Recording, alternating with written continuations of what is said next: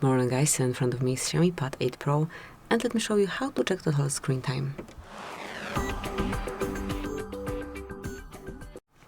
So at first, let's open the settings.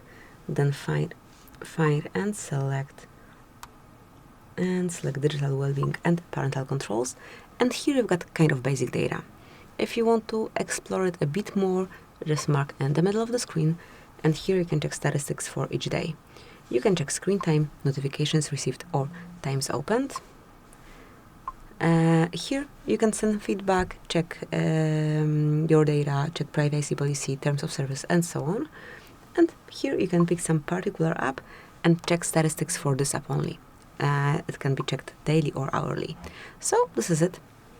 Keep an eye on screen time, it's quite important. So thank you for watching. Please subscribe our channel and leave the thumbs up.